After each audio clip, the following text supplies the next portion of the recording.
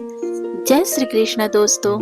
आपका स्वागत है आपके अपने चैनल मैं स्पिरिचुअल मन में, जहां हर कथा में छिपा है सनातन धर्म का गहरा सत्य और दिव्य रहस्य। दोस्तों, आज हम बात करने वाले हैं उस त्योहार की जो माँ की ममता और त्याग का सबसे बड़ा प्रतीक है। यह पर्व है जितिया व्रत या जीवित पुत्री का व्रत।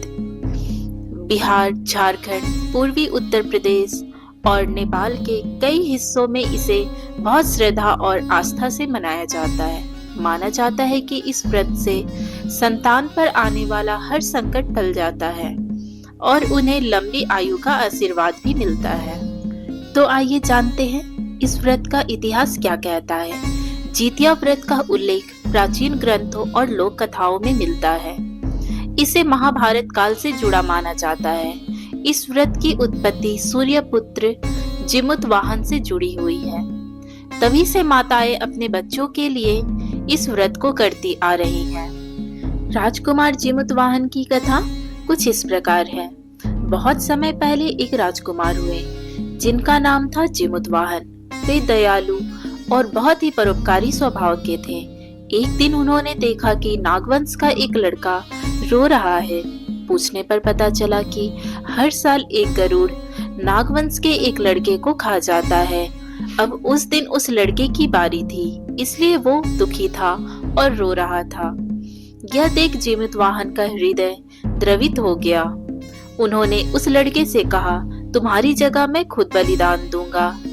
जब गरुड़ आए तो उन्होंने जिमुतवाहन को पकड़ लिया, लेकिन जब उसे जिमुतवाहन की सच्चाई और त्याग का पता चला तो उस गरुड़ का भी हृदय पिघल गया।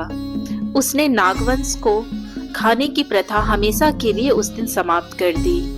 जिमुतवाहन के इस बलिदानी भाव के कारण ही उन्हें जीवित पुत्रों का रक्षक माना गया। तभी से यह पर्व जीवित पुत्रिका या जितिया व्रत के नाम से प्रचलित हुआ।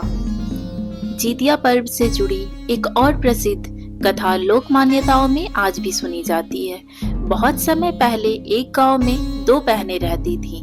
एक थी निर्धन लेकिन पवित्रता और धर्म का पालन करने वाली स्त्री। दूसरी थी धनवान, अहंकारी और क्रूर स्वभाव की स्त्री, लापरवाह। दोनों की संतानें थीं। संयोग से दोनों ने एक ही दिन जितिया व्रत रखा।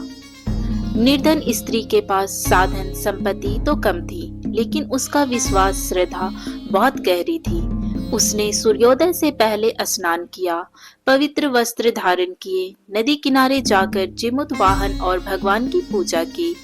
उसने व्रत का संकल्प लिया कि मैं अपनी संतान की रक्षा के लिए यह व्रत पूरी श्रद्धा से निभाऊंगी। दिन भर उसने अन्न जल का त्याग किया, पूजा पाठ और कथा सुनने में समय बिताया और रात भर भजन कीर्तन में लगी रही और अपने पुत्रों के लंबी आयु की कामना करती रही। दूसरी ओर धनवान स्त्री ने भी व्रत तो रखा, लेकिन उसमें श्रद्धा अनुशासन का अभाव था। सुबह उसने बिना स्नान किए ही पूजा करने की कोशिश की।